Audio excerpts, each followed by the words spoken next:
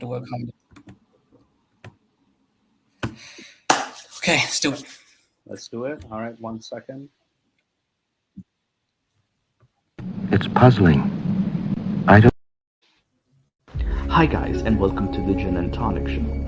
We help Muslims and non-Muslims to handle Islam in the 21st century. My name is Mustafa, and this is my co-host in the nick of time. If you wish to talk about Islam, the ideology, you have come to the right place.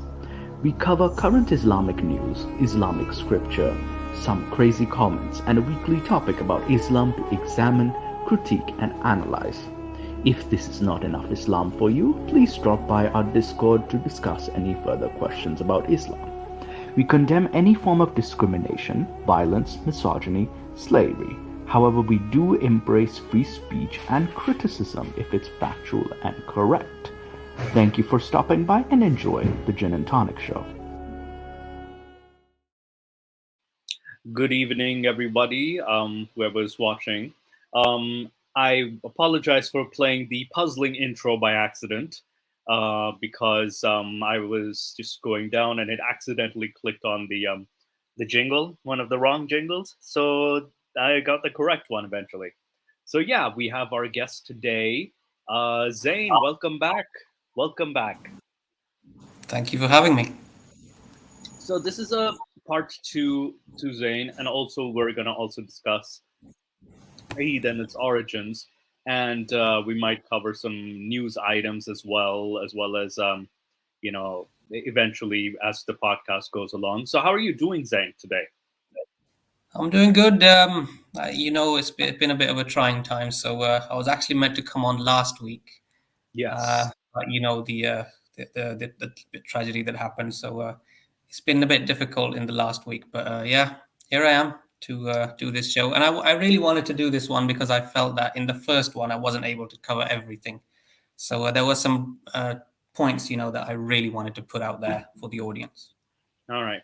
And would you be able to briefly summarize what we discussed the last time? That is Definitely. So yeah, hi everyone, Zayn Sami here. I think you folks are familiar with me now. I've been here 4 or 5 times. And I requested my buddy Moose and Nick for a second episode so I could discuss a few more things which I felt that in one episode I wasn't able to cover. And I think a 6 or 7 year long story can hardly be covered anyway in 2-hour podcasts, even if we do some more. But there are some points that I want to put out there, and mainly is for the Muslim brothers.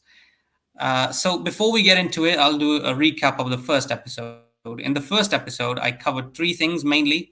One was Muhammad's character, the very questionable parts of his character, which are conveniently left out by Islamic scholars when they teach us Islam. And I covered the story of the cave. A man goes up to a cave all alone, receives a revelation which tells him what must be done in order to achieve salvation. And if you don't believe this story blindly, that this man is telling the truth, then you are doomed to hell forever. So conveniently, no evidence provided, just faith in a man who lived centuries before you, and there's a threat attached with it. And finally, I covered the Jewish and Christian scriptures. And I went into so much detail that everyone thought I was a Christian, but no, I was simply comparing the 2 scriptures for the audience and trying to determine which scripture is likely to be the original and which is likely to be copied from it. So just to make this clear, I don't actually believe in either of them. I was simply comparing the 2 scriptures. It's like comparing Harry Potter and Twilight. So yeah, that's what we discussed the last time. And whenever you're ready, then we'll move on. Yeah, I think you were discussing that what was canon and what was not canon. And it's like there's no consistency, even though there was the claim that it was from past scripture, but then there's no consistency within the Quran or the Hadith with the Gospels or even the Old Testament. There was a lot of... Even in the Jewish and Christian scriptures, there's no consistency. There are many, many problems there. They contradict each other again and again. Yeah. And so today, what I wanted to ask, like, you wanted to discuss certain hadiths with us today or certain teachings? That's correct, yeah, because I felt that hadiths are probably the most important thing for me personally. Yes. And I was not able to cover that the last time due to, a lack of time. So I thought I have to put this out there. All right. So, any interesting hadiths that you have for to share with us? That if I can pull up or you can pull up on your end, there's the option of a screen share. So, Yeah, I mean, I'm not that good with technology, so if you're going to share screen, it have to be yeah, you. I don't think yeah, I can yeah, do it from this. definitely. So, do you have the hadith reference by chance? Uh, I have got the hadith, and like I've got a reference for one of them, which is the camel urine hadith. I've got quite a Mm-hmm. few references for it, but Yeah, then there's others which I don't have the references for, but I do have like what exactly is in the hadith. yeah. Also, hi, Smile. So, just saying hi to Smile as well in the comments. I So, see. but yes. So, basically, what's the first hadith that you would like to refer to? The reference? Yes. So there is a hadith, and I mean, it's repeated over and over again, right? Yes. And it's a very toxic hadith, frankly, and a very well-known hadith. So the story is that some travelers came to the city of Medina and they met the Prophet Muhammad, and Yeah. they said that we are thirsty and we're also falling a little bit ill. So, can you give us some medicine and water, please? And what Muhammad did is that he told them to go to a certain place, and there were some camels there, and he said that go and drink the milk and the urine from those camels.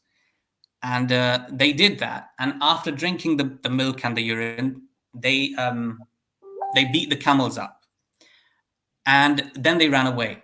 So this news, when it reached the prophet ordered to uh, go after them and bring them to him. So when they were brought to him, as a punishment, this is what he did. Let me read this out to you.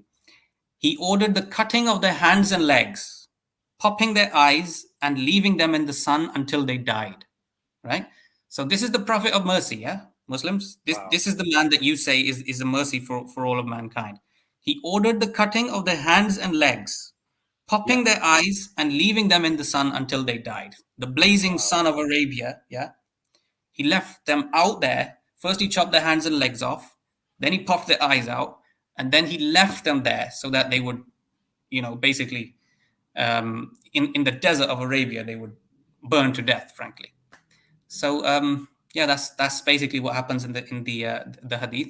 And this hadith, it's a Sahih hadith. It's in Bukhari. I've got the reference here. It's volume 8, book 82, 794. That's the hadith number. All right. And you've And there's also got it in Sahih Muslim 4130, and you find it in other books as well, Sunan Abu Dawud, Tirmizi, and Sunan Nasai. So these are Sunni books, yeah. So no excuses. And this is a hadith which many Muslim scholars have accepted as a Sahih and canon hadith. yeah. And there's another. I put it up at the screen. There's another book 76, Hadith 9 as well, volume 7, book 71. So there's this is repeated as well, like you said. This Yeah. repeated. So it's like in the Yes. climate of Medina, they Yeah. come, camel drink the milk and urine, and it puts Yeah. in bracket as a medicine too. So they followed the shepherd, and that is the camels. They drank the milk and urine from the bodies. Then they killed the shepherd, drove away the camels. But when the news Yes. reached in the pursuit, he cut their hands and feet, and their eyes were branded with heated pieces of iron. This goes a little more in detail, so if you can see this, so it gets pretty gruesome with these Yes. hadiths. So and there's Yeah, multiple. and conveniently, most of our Muslim friends do not know about this because when we are taught Islam by our scholars and our parents and our teachers, this stuff is left out. This is just one of those things which we're not told. We are told that this man is a prophet of mercy, but we're conveniently not told that this man of mercy also did this stuff. He literally cut people's hands and feet off, and Yeah, had them tortured. Like this is torture. You gouge someone's eyes out, or you leave them in the desert of Arabia. That's yeah, torture. If yeah, that's not torture, I don't know what is. And also, let me add to this. Before our Muslim friends say that this is only for a specific occasion, this content is used in the present day as well. Even if you're not doing it, if you don't really have much connection with this hadith in your personal life, but there are many others who do use this hadith in their personal life. It is sold in Saudi Arabia and several other Arab countries as a medicine. Even in shops, you will find camel urine with, it's got the label, and it's got a camel on it, and it's sold as a medicine in shops. And Wow. in Iran, people don't even bother to purchase it from shops. They just get straight to the point. They lift the tail of a camel and they fill their cups, and they enjoy their cocktail. There is video footage to prove that this practice happens in Iran and other places of the world. That people don't even bother to use it go to a shop and buy it off a counter. They literally just lift the tail of a camel and they fill their bowls or whatever, and they just go ahead and they drink it. I think Nick and I and Stops, we did an episode on the health issues as well with camel urine. And in certain hadiths, like that was said as medicinal hadiths, right? And we actually showed that WHO, the highest authority, is literally saying this is not healthy for you. And even there are some apologists out there that will actually support the what do you call it, idea that the camel urine is actually good for you, and use unverified studies. That is, these studies are not peer reviewed. And when I looked at the source of the study, of course, it was from Saudi Arabia. So I was not very surprised. And Smile has an interesting point. Yes, so the torturous ways of ISIS seems to be consistent with Muhammad's actions. And definitely this is a consistent theme. Like, whenever I watched an ISIS video, but then when it comes to, and I even agree with the Master Arab on this as well. Like, in my Facebook conversations with him, and he's like, yeah, this seems like, he told me, doesn't it seem like ISIS to you? And I said, yeah, it does. Like, with the sources that you just explained, it does seem like ISIS. One time I heard a Pakistani scholar say that our prophet declared camel urine as a medicine, therefore it is a medicine and we don't need a reason. Yeah. If the prophet said so, then he knows best, so therefore it's a medicine. And no one can convince me otherwise. And obviously the followers, it's a scholar. Every scholar has his following. So obviously all the people who believe that this is a genuine scholar, they will fall for that and they will do it. Even if you, oh dear Muslim friend, even if you do not believe that this should happen, there are other people who will do that. That is the point that I'm trying to make, that these hadiths are toxic. Yeah, they create for a very toxic environment. People can draw different conclusions from them, and then people can use them in different ways. Absolutely. And on toxic hadiths, literally toxic, like camel urine would be toxic for your system in the literal sense. Exactly. So before you tell us that this is for one occasion, one specific occasion, you need to explain to all of those people that it was only for one specific occasion. Yeah. And on top of that, you'll hear apologists say, oh, they committed a crime, they killed the shepherd. And like, does that match the punishment given? Because, there are incarceration systems that are not as brutal as that. Yes. There are punishment systems. Yeah, conveniently, our Muslim friends often have a problem with the way that convicts are treated in prison cells in other countries, non-Muslim countries. So why do you have a problem with that justice system when yours is this brutal? Absolutely. I don't think I've ever heard any non-Muslim country torture a criminal like that. Chop their hands and feet off, gouge their eyes out, leave them out in a desert. Absolutely. Now, even though there is mistreatment, it's not in comparative terms. There is mistreatment. Yeah. Nobody's denying that there is mistreatment, but it's never this bad. I can say confidently that it's never this bad. Yeah. Is there another hadith that you wanted to share with us? Yes, there is. There's a very intriguing hadith. Unfortunately, I do not have the reference for it. I did not have the time to look it up. I hope we can do it now as we're on the air. The hadith says that a certain woman went up to the Prophet and said that I need to spend some time with a man while my husband is away. Yeah. So, but she was concerned that there would be, sexual attraction between them. And obviously, that's a sin. So, she was concerned, how are we going to spend this time together without sinning? Yes. So the Prophet's solution to that was that you, the woman that is, you should breastfeed that man 10 times. Like have him suckle you 10 times. Yeah. A grown man should suckle a grown woman who is married to someone else 10 times. That was his solution. And this woman was puzzled. So she asks the Prophet, but oh Prophet, he's a grown man. And the Prophet smiled and said, I know he is a grown man. And then that did happen. That woman went on and breastfed that man 10 times, and then they were able to spend time together.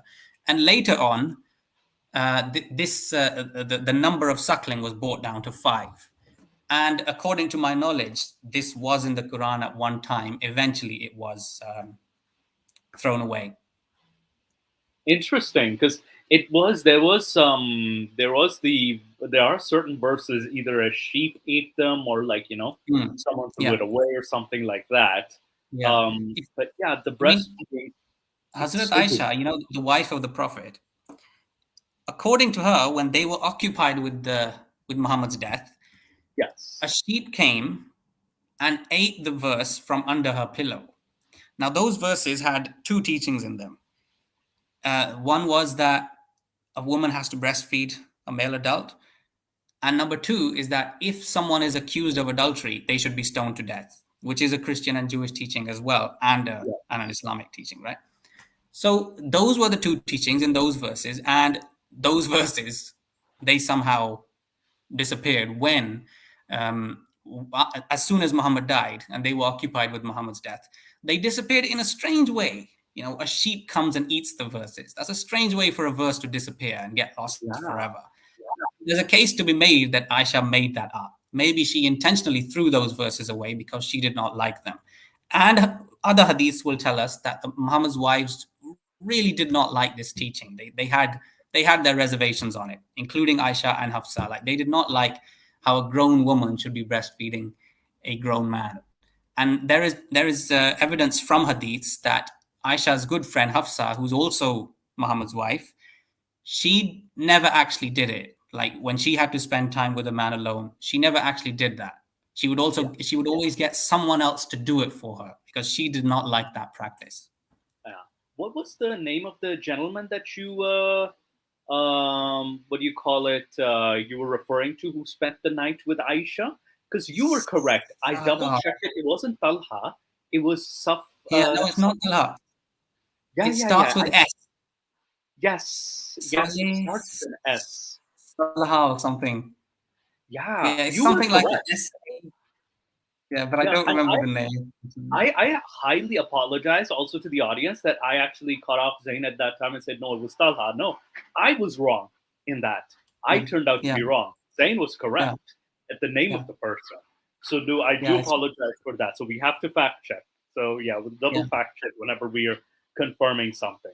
And yeah, I have been looking for hadiths. I think we were talking earlier today, and I was also trying to, we'll touch on this as well, that I was actually looking for some of these hadiths. They're not there anymore. So yeah, that's very interesting. Because when we look into some of the new apps, like you've got phone apps now, and you've got some new websites, coming out. And this is not just for hadith, this is also for, Quran translations. You find that the translations have been watered down in a certain way. Like, some of the really embarrassing stuff has been either changed or it's been, removed completely. You will find that. And oftentimes they also add something, they put a bracket in and they add something just so it doesn't sound like, it's too embarrassing. Instead, what they do is they add something to it so that it looks kind of, that it's okay, it's actually decent, it's acceptable.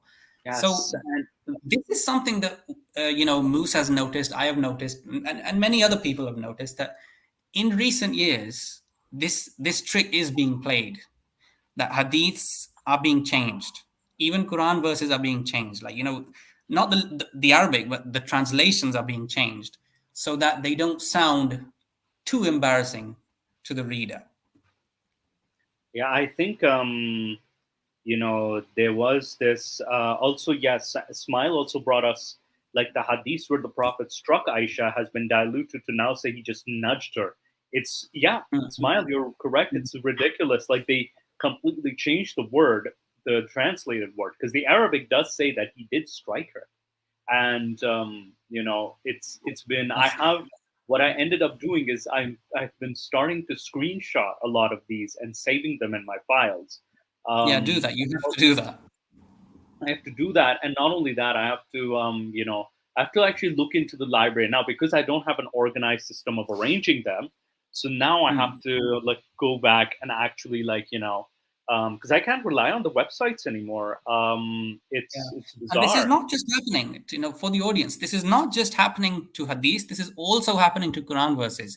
If you go to Sahih International, which is, I think, now is the most widely used online translation, you will find that a lot of verses have now they're being started to water down. Like they're watering them down to make them look less embarrassing. Yeah, because like even on sunnah.com as well, which was Yes. It's like the leading website. But I found the hadith. Let me show you the hadith actually. They changed it up a bit, but then let me show you the hadith itself. It's in Sunnah ibn Majah. So the verse of stoning, can you see this? Perfect. Okay. I can see this. And it's now they put the Hassan one. Hassan is still second most reliable. So they actually removed the Sahih version, and they left out the Hassan. So people can say, "Oh, it's Hassan. It's still lower than Sahih." So the verse is this a different hadith, or did they just change the word? No, I think they this is a different hadith, but was saying the same thing. It was Hassan and chain, right? But the problem is the Sahih version has been removed, or it's hard to find, or probably there's a way to like make it more obscure.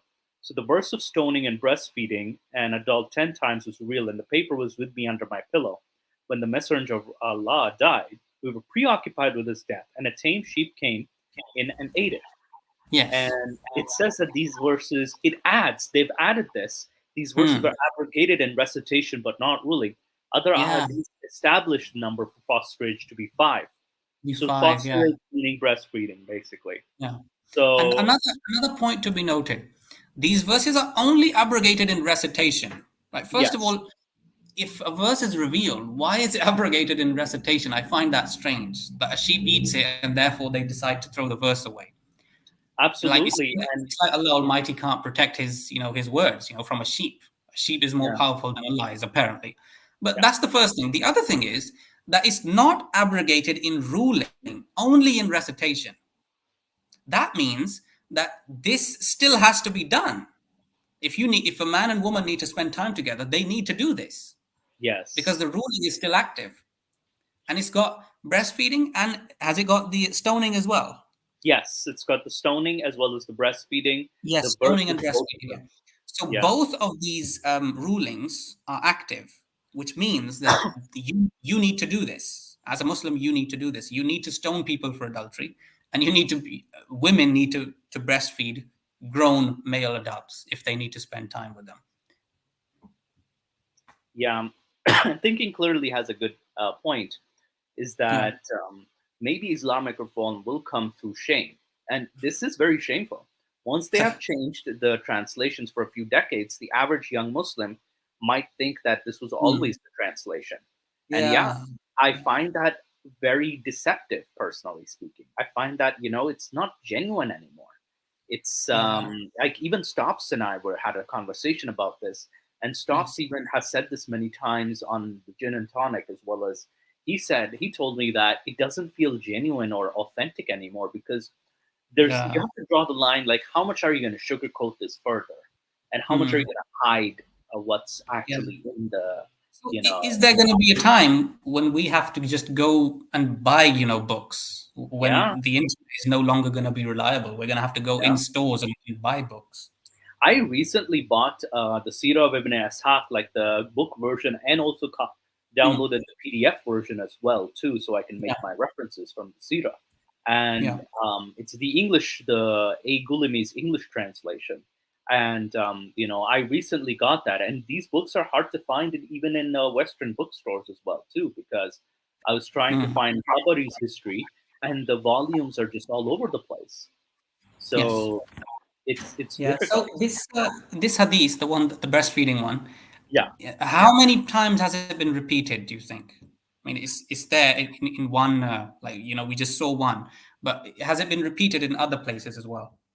In the what do you call it? There have been, okay, of an adult. They said to Aisha, there's a Sahih one. Anyone enter? Yeah, actually, now that I think of it, there's one with the name of the man in it, Sahlan or something. Yes, and there's also, but But there obviously are more, because the story has been told in more detail. let me share another hadith with you. And it's vague, but it's kind of sharing the same idea of breastfeeding, that is. So it's going to be on the screen. So here's this. This is Sahih, Sunan Nasai. Yeah, What becomes unlawful for marriage through birth Yeah. becomes unlawful through breastfeeding. Now, what are they exactly saying here? Is that, you can't marry the woman if she's breastfed you. That's what it's saying. Yes. But look, it's interesting. Yes. There's more Arabic words, but then they've kind of cut it down a bit with the translation. Oh, wow. Well spotted, yeah. Yeah. So see, the Arabic itself, there's more. And I think I should take some Arabic lessons and start actually translating the Arabic itself too. Because I've also had some even relatives tell me, oh, you don't know Arabic. Like, I don't have to know Arabic. You need to read it in the original 7th century Arabic form. Now I actually realize, okay, the white and the white, it's the they're not translating all of this fully. Yeah. So, and even the Camel urine hadith, if you download the Sahih Bukhari app on your iPhone, you will see that the urine has actually been taken out of it. It only says milk now. Yeah. No, I finally found apps the are not urine reliable one. at all. Mobile apps are not reliable. Yeah, we found the urine one, like it was still obscure. They probably forgot about it. So, because you can't find, there's just such a, okay, so this is the Messenger of Allah commanded the wife of Abu Huzaifa to breastfeed Salim, the freed slave of Abu Huzaifa, so that the protective jealousy of Abu Huzaifa would be dispelled. Yes. She breastfed him when he was a man. One of the narrators, Rabia, said that was a concession granted to Salim. So basically, Abu Huzaifa was jealous of his wife because he felt that she's sleeping with the slave. So she breastfed him when he was a man, so just to, show that there's no jealousy. So here, there's another example. We have Sunnah an-Nasai. This is Sahih 3321. And this is right in front of you, folks. Even if they delete this video you can come back to and actually check this reference. Whoever's here, screenshot this. Please screenshot this. Exactly. So that you can actually remember this. Whether you're Muslim, non-Muslim, doesn't matter. Screenshot this. Oh yeah, and Thinking Clearly even adds that if you learn Arabic, they'll say you need another and to be an Islamic scholar for 50 years before you can understand it. Yeah, this is another example of shifting the goalpost. That is, it's also constantly, it's a fallacy calling shifting the goalpost, like adding more requirements when in reality, you've already fulfilled the basics. Like, I don't need exactly. Yeah. All of these excuses they've got, let's say the most popular excuse, what is it? It's that this hadith is not authentic. The authenticity being questioned, that's what you will see most frequently. Well, my question is, first of all, why do these hadiths even exist? There are hundreds of them. There are flipping hundreds of hadiths that will make your religion look bad. And you will come up with different reasons to explain them away, such as they are not authentic, or they are Shia hadiths, or they are in conflict with the Quran, or they are out of context or something. You won't even know the true context yourself, but you'll just say that it's out of context anyway, without knowing the true context yourself. But look, all of these excuses, just think about it. Why are these hadiths even there? I need to know, why do they exist? All of them pass through a chain of narrators, obviously. Why did they think that these hadiths are good enough to actually write down in their writings, Islamic writings, and pass down over the ages? Let's take Sahih Bukhari as an example. Apparently, Bukhari had he had a few 100,000 hadiths, right? And he only recorded 6,000 and he threw the rest of them away. So that means he was really careful about which hadith he's supposed to, put down in his book. And the rest he destroyed. He destroyed the record. We don't know what was in that. I mean, just think, all of the content that we have today, and we still are able to find all of this embarrassing material in it. But just imagine for a second what would have been in that content, all of that content, which was destroyed by Bukhari. And even in today's Sahih Bukhari, which is only 6,000 hadiths, we are able to find hadiths like this, which you run away from and you explain in all of these different ways. So just think for 1 second, I'm talking to the Muslim brothers here. Just think for 1 second. All of the content, just imagine what was in that stuff. What was in all of those hadiths that Bukhari thought, Imam Bukhari, he thought that they're not fit to be written down and recorded. He threw them away. Just imagine what they were like. And I have a speculation. It's a hypothesis, that is. These hadiths were actually kind of acted like law books. Like, in law, for example, we have different case studies to actually improve for an argument, right? So I think these were legal documents, so to speak. They acted as legal documents for the empire, like the Islamic Empire. So during the Abbasid period, especially, that's why they were compiling these, and they were saying Sahih, Hasan. So it's like Hasan is still convincing, that is. You can make a convincing argument. And I think because they had so many conflicting issues, so they had these hadiths sort of act as, case law or common case law, that is. So I think, Prophet Muhammad did this, Prophet Muhammad did that, 9-year-old or whatever age that, so they kind of did come across these issues. And I think this is where, even Sahih can be gharib as well, like unknown chain as well. Sahih has further gradings as well. So that's why Bukhari removed so many of them, because he's like, there is a purpose to it. These are kind of like law case studies, practically. And every hadith he collected, he actually read 2 rakats of a prayer, for 2 rakat namaz. What? Prayer. Yeah. Every hadith he collected, because he's like, he was so practically petrified. He's like, God knows best. And he's just collecting history. So he did a lot of hard work, and he compiled a lot of, there's a lot of disgusting things in it. And it's like, he's just saying God knows best, and, he's just praying the 2 rakat prayer. So imagine the work he had to do to, and also, look, hadiths are important for you. You guys can't run away from hadiths. You can't say that, well, this is not in the Quran, therefore it's not a problem, because whenever we say that such and such teaching is not found in the Quran, you instantly say, well, there's a hadith which teaches it. So you use hadiths as a weapon. You say that hadiths are just as good as Quran verses when it comes to teachings. And without hadiths, your religion is nothing, by the way. You wouldn't even know what your prophet's name was without hadiths. You wouldn't know how many wives he had. You wouldn't know what their names were. You wouldn't know his companions. You wouldn't know any of his family members. You wouldn't know anything that happened in his life without hadiths, because the Quran doesn't tell you any of that stuff. So without hadiths, you've got almost nothing. You've just got a vague bunch of verses which do not explain themselves. You need hadiths, you need seerah, you need tafsir. Only those will then make the Quran mean something. Otherwise, the Quran means absolutely nothing. It's just a vague bunch of verses. Like, you can make any conclusion from them. So you need hadiths. And then when you find all of this in the hadith, you say, well, no, this is not authentic because it's not in the Quran. Do you see the contradiction? Yeah, it's kind of like shifting the goalpost. And it's like Sanjay Sam also gives the argument that the most common argument that I have heard from so many friends is that the hadith presented isn't sahih, even if they've never heard of that specific hadith itself.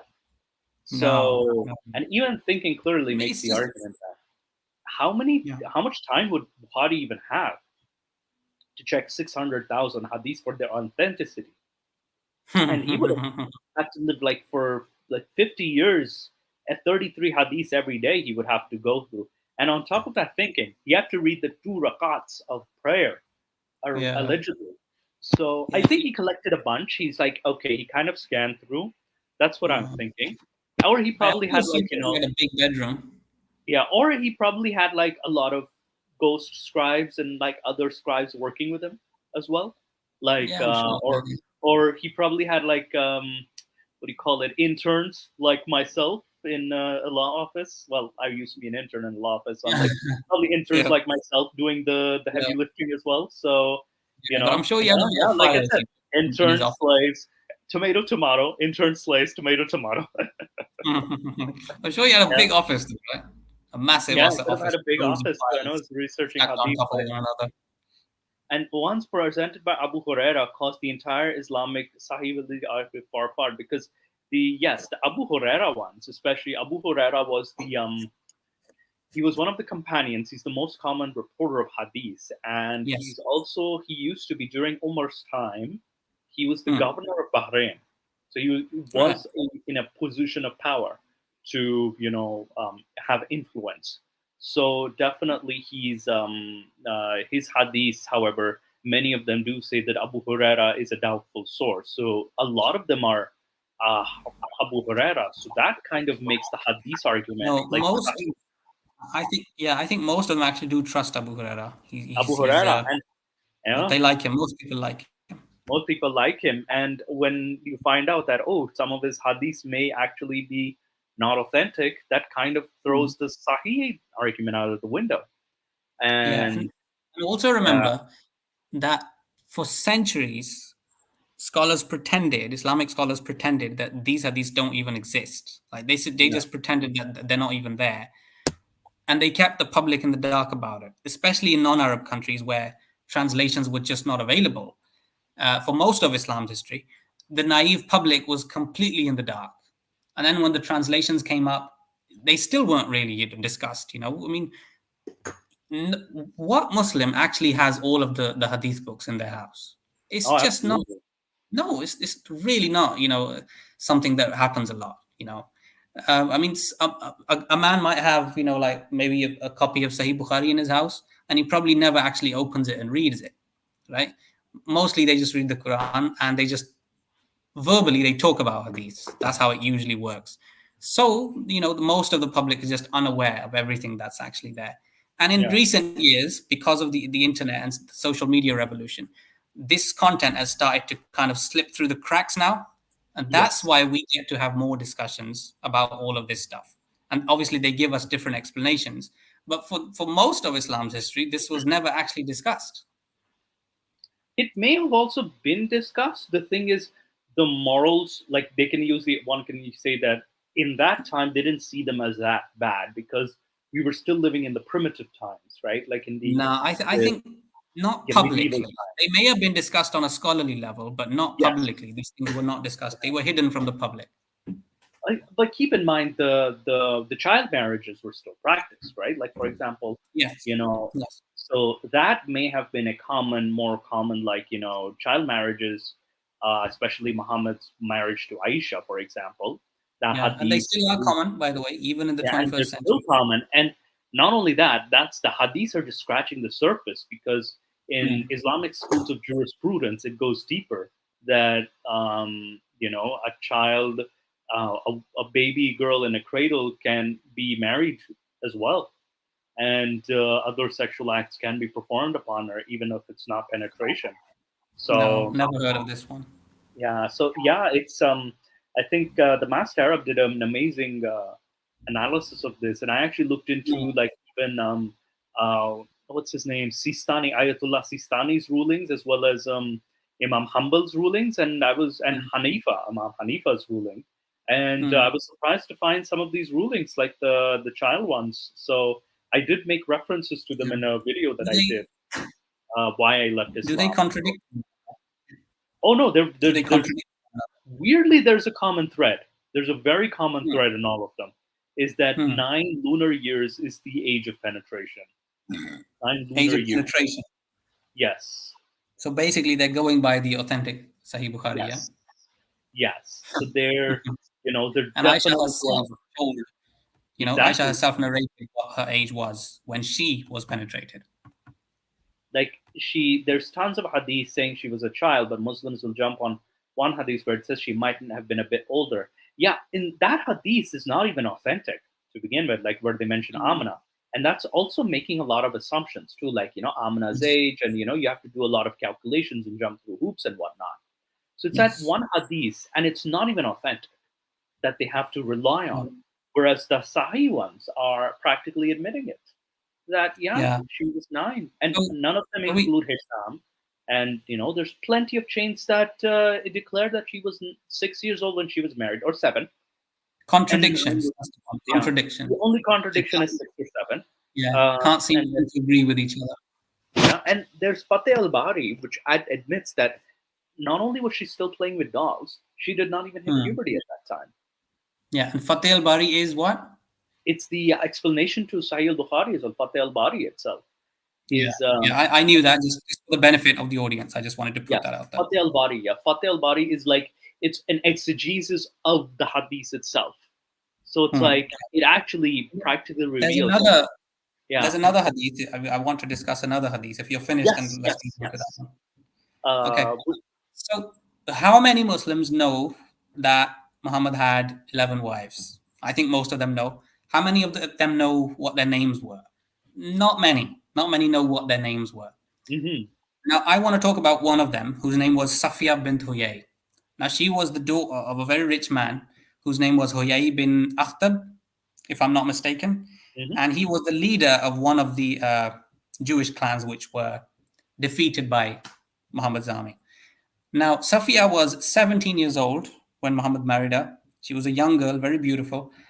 And when the army conquered this particular Jewish tribe, a companion of Muhammad by the name of Diya al-Kalabi came up to the Prophet and said, I want a slave girl. Give me a slave girl.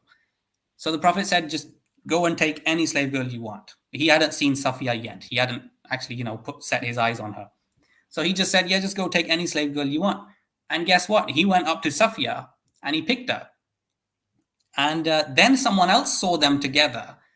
And he went up to the Prophet and said, oh, messenger, that guy, Diya al-Kalabi, he's picked Safiya. And she is so pretty. Surely only you are worthy of her. So the Prophet said, okay, bring them both to me. And when Muhammad saw her, he immediately changed his mind. He said, look, Diya, you take another girl, any other girl.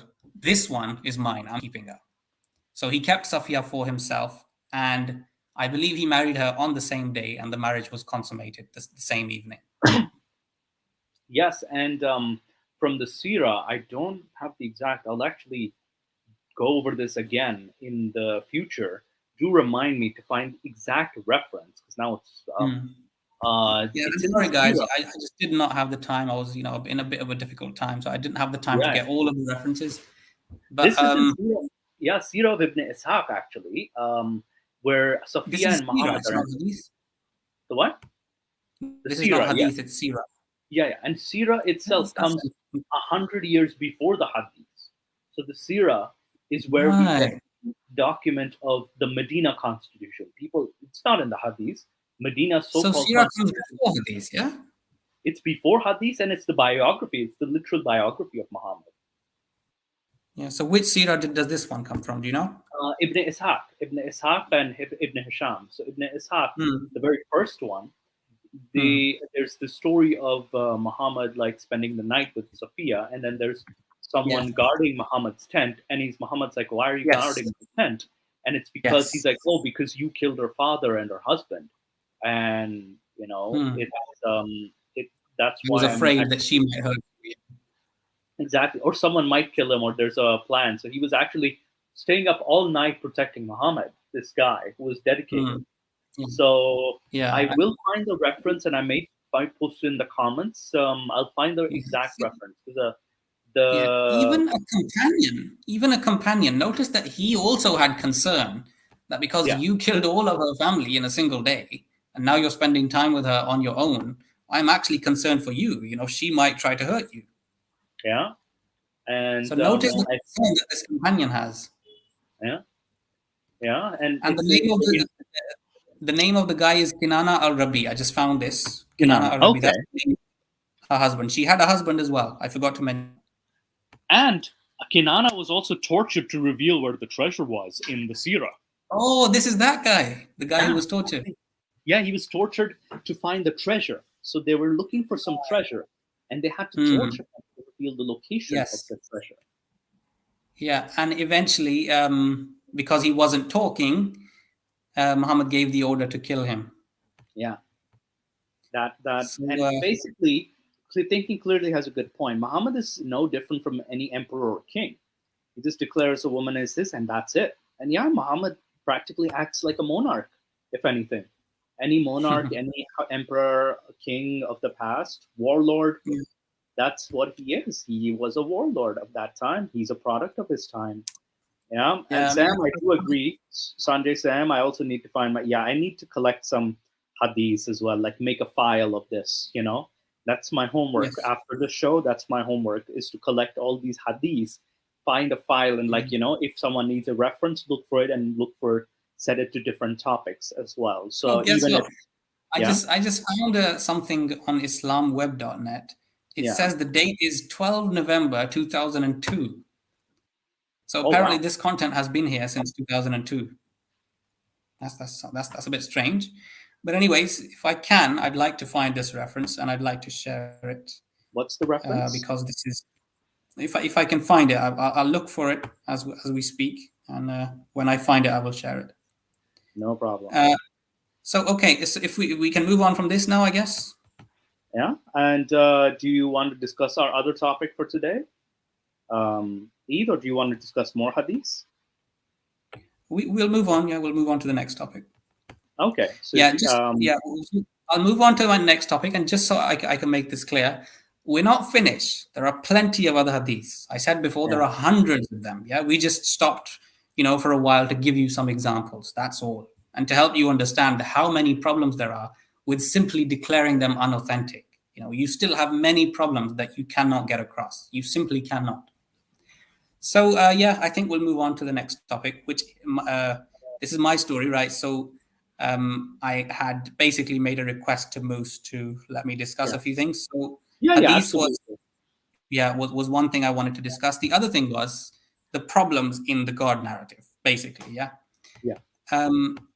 So look, we're supposed to believe that the universe came from somewhere.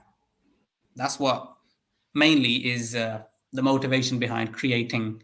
Well, not actually behind creating, but mainly the reason that a normal person, believes in a God is because he wants to know where the universe came from. The fact is, nobody actually knows where it came from. You can say that, you can say that, I believe this, I believe that, but that's just something that you believe. That's not knowledge, it's belief. Whether it's correct or not, that's a different thing.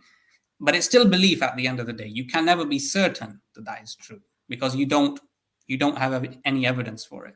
So the first problem in the God narrative is simply that there's no evidence. There's not a single shred of evidence anywhere in the reality known to us that there's a God or a creator anywhere. And the only evidence that our friends are able to give us comes from the scriptures, the very same scriptures which they are unable to provide evidence for. And whenever you point out that there are absurdities in your scriptures which make no sense at all to the thinking mind, the answers they give us also come from the same scriptures, the very same scriptures that they have no evidence for. So it's almost like a circle, If you point out problem A, they will respond with something which comes from the scripture. You say, well, that's problematic as well. Again, scripture. Then you say, well, this is problematic as well. Again, the answer is always coming from the scripture.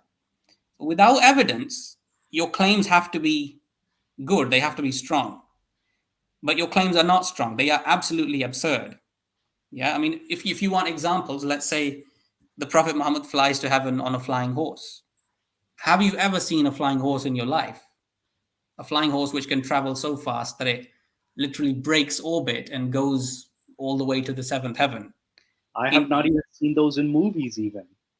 Yeah, and not only does it break orbit, but it actually does it so quickly that the Prophet was able to spend 90 years there and come back. And when he made it back to Earth, his bed was still warm. Like so little time had actually passed on Earth that his bed was still warm. So have you ever seen anything like that happen with your own eyes? Please be honest. So therefore, this claim is absurd. Many claims in your scriptures are absurd. They make no sense to the thinking mind. If you're going to make claims like this, then you have to have evidence. And if you have no evidence, then your claims need to make some kind of sense. But your claims make no sense and there's no evidence. So that is a problem. And you need to think about that. Yeah. And Zayn, thinking also further adds that the flying horse with the face of a woman, and Really? it can survive. Yeah, it had the face of a woman, the body of a horse, and like something, the tail of a peacock or something like that. And it can survive the vacuum of space. I didn't know that. I didn't know. Yeah, This it is had the face of a woman. Yeah, it has a face of a woman, and it was kind of a mule, horse, donkey combination, kind of more of a mule. That is. Maybe it had the face of a woman because it's supposed to be good looking. Yeah, Women are good looking. Women are aesthetically pleasing. Maybe that's the logic behind it. yeah, and there's been countless attempts at painting the Burak as well. Like I've seen countless paintings, which we will share another episode. I forgot to share this, save those files, because those are some amazing artwork on the Burak. I mean, I've seen them. They're actually good-looking paintings. But if you can send me the whatever reference you got for and I'll send you some of these. Yeah, I'll send you some of the pictures. Well, not only the references to the Burak as well, the description that is. And yes, you carry on. Yes, you were. Oh yeah, and thinking clearly. Of course, you're gonna say Muhammad only picks the hot button. Damn it! And he was riding through the stars, thrown by. Wasn't it thrown by angels? Because angels threw the shooting stars. Yeah, to shoot demons. Yeah. So apparently that's the explanation for shooting stars, which are not actually stars, but it's that's a whole different. That's and just so you know, this also comes from Hadith that stars are actually missiles which Allah uses to shoot demons in the sky. Yeah, and it's from a very geocentric perspective. It's like you think the Earth is like the biggest entity, so. Yeah. And guys, that is simply not true, okay? That's not what stars are.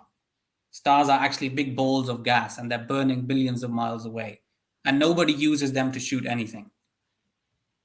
And what's funny is that stars are bigger. Our sun is actually a relatively small star compared to the rest. It's a small star. It's a very... Yeah, I mean, there are huge stars. They're so much bigger than the sun. You could fit millions of suns into a bigger star. Yeah, and it's relatively, I think, a dwarf. It's a dwarf in comparison to the other systems. So So the other thing, just if we're done, I'll move on to the second issue. Yes, go on. Yes. Okay. So the first issue, I hope that's clear to the listeners. The second one is that all of the religions reached us through the exact same medium, right? What is it? It's other human beings. Yeah, whichever religion, pick anyone you like, whichever one is your favorite, just take it. And how did it reach you? Think about that. It reached you through other human beings, yes? That is exactly how all religions have reached us. So even if one of them is true, if you concede that one of them is true, we still have to understand that that religion reached us through the exact same medium as all the false ones. So we've got a problem. How do we know which one is the correct one? How can we know for certain? No evidence, absurd claims, and reaches us through the exact same medium. How can we know which is the right one? How can we possibly say for certain that this religion is true and all the others are false? How? There are many religions, which don't even exist anymore. We don't even know about them. We know nothing about what they taught or how many people followed them or what practices they had, like how their followers behaved. We don't know anything about them. And what if they were the true ones too? You never know. Yeah. What about Zeus or Odin or, any of those gods that, nobody believes in anymore? And there's some even Islamic sects that are extinct too. Certain Islamic sects that used to believe in various different things. Like, remember we did the talk about Ali. There's an Islamic sect that's extinct, but it used to believe that Gabriel was mistaken. Ali was the real prophet, not Muhammad. Oh my God! Oh, really? Yeah. I'll discuss these. Another video we'll do extinct Islamic Does that sect. have anything to do with Shia? Oh, it was in a Shia sect for sure. It was an extinct Shia sect. It So was a Shia sect, yeah? yeah, it was a sort of a different branch of Shiaism. Like, you have the Jafari and the Ismaili and Yeah, the no wonder the Shias are so obsessed with that guy, with yeah, Ali. Even though he's not yeah. the prophet, you know? He's It's not the not the guy that Prophet. they should be so obsessed with.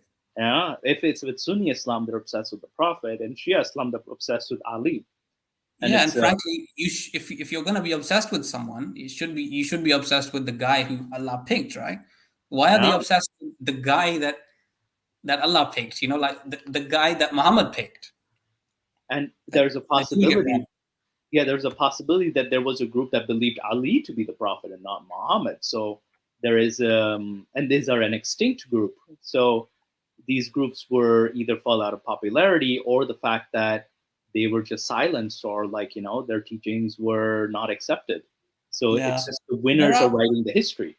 yes, and there are plenty of sects within Islam even today. If Islam is your favorite religion, remember there are many sects within Islam. You know, you've got Barelvi Islam, you've got Deobandi Islam, you've got Salafi Islam, you've got the slightly more modern versions like Javed Ghamdi and stuff, and you've got Shia Islam, which is a very old sect. It's been going on, since And forever. Shia is split into like Ismaili, Jafari, Zaidi, and Alawiya.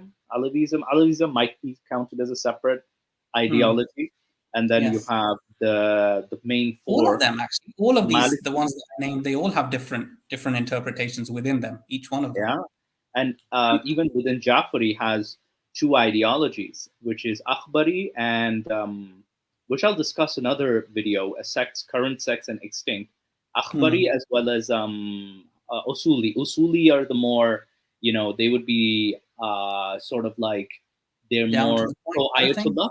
I would say pro Ayatollah, and then there's the Yeah, anti Ayatollah. So this yeah, is and, where the and and extreme. there's another sect. It's called Yes, Ahmadiyya sect, which has yes, been kicked out of Islam.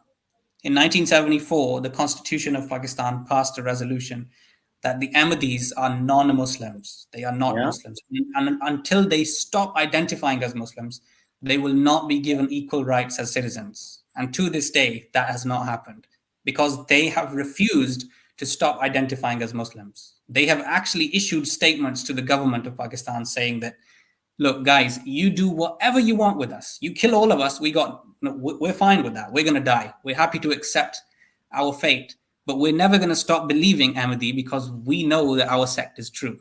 We know we're on the right path. We're never going to leave it. They are that confident that they have the right version of Islam. And it's funny too. Like I was speaking to an Ahmadi. I tried to get him as a guest, but he's all the way in Mm. Australia, and there's an Mm. issue with like timing. But I hope Yeah, I get him one day on the show. yeah, And he said that we have the same exact books as Sunni Islam. We have the same exact ones.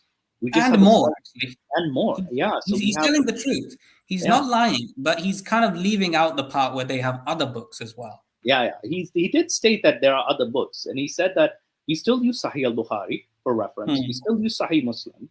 We also Yes, have books by Ghulam Ahmad Qadian, exactly. um, Mirza Ghulam Ahmad Qadian, Yeah, his tafsir, his books, and yeah. books by other Ahmadi scholars as well too.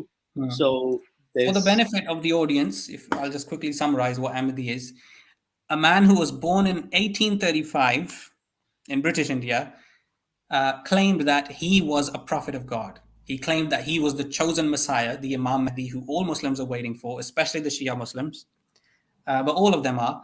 He claimed that I'm that guy, so God has sent me, and I'm a prophet as well because the Imam Mahdi was supposed to be a prophet. Yeah, so he kind of interprets different verses and hadiths his own way, which you can always do because everything is so vague and so subjective.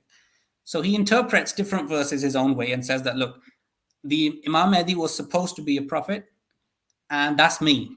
I'm Imam Mahdi. And then he used other verses to justify, other hadiths to justify that my appearance matches the promised Messiah, the one that was supposed to come in the latter days. My appearance matches him. Therefore, I am him. This is evidence that I am that guy. And therefore, he convinced a bunch of people that he was a true prophet of God And in 1889, he started his movement where he kind of took an oath of allegiance from his most loyal followers. And over the next 20 years or so, he preached very openly, and he actually endangered his life as well in a way. And but he was very brave in a way, and his followers were too, because they stood by what they said, and they didn't back down, in spite of getting a lot of threats from a lot of scholars, a lot of death threats. And eventually, they created a new sect of Islam, which they said that this is the real sect of Islam, and all of the others, they are Islamic, but they're not the true Islam. And then they used a hadith, a very popular hadith, which says that Muhammad said that my ummah will have 72 sects in it in the latter days, Yeah. and only one will be the true one, and the other 72 sects are going to go to hell. So they use that hadith to and they manipulate it to fit their own narrative and say that, look, we are the true sect, and all of you guys, you are Muslims, but you're not real Muslims. Like, you're the ones that are going to go to hell. So this has already been foretold.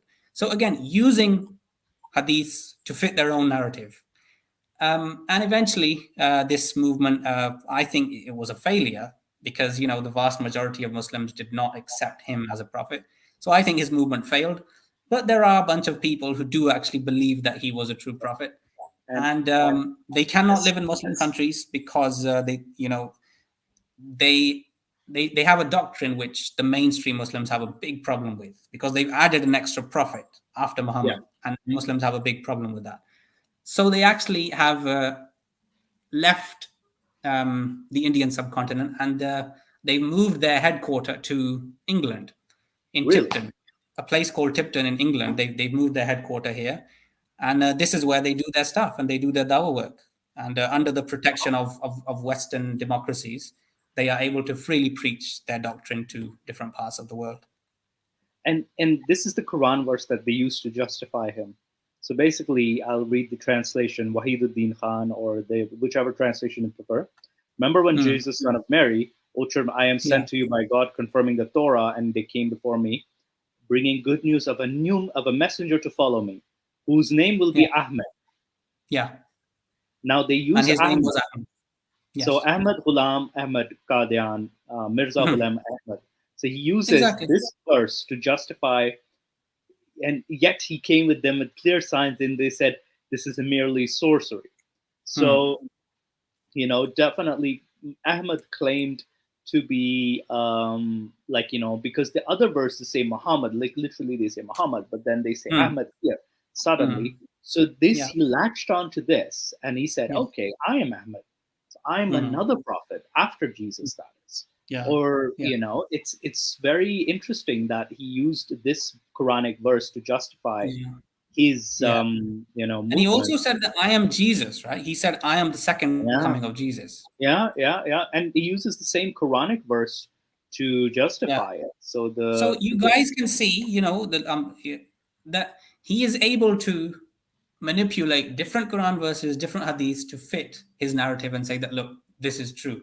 So you guys should try to understand that hadiths and Quran verses can be used in many different ways. And you would never know for certain if you're using them the right way or the wrong way, because everything is so vague and so messed up and so subjective that, it can be used in 100 different ways and they would all be correct.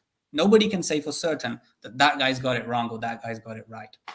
They are, whatever they're doing, the Ahmadi Muslims, whatever they're doing it in light of the same scriptures that you believe in.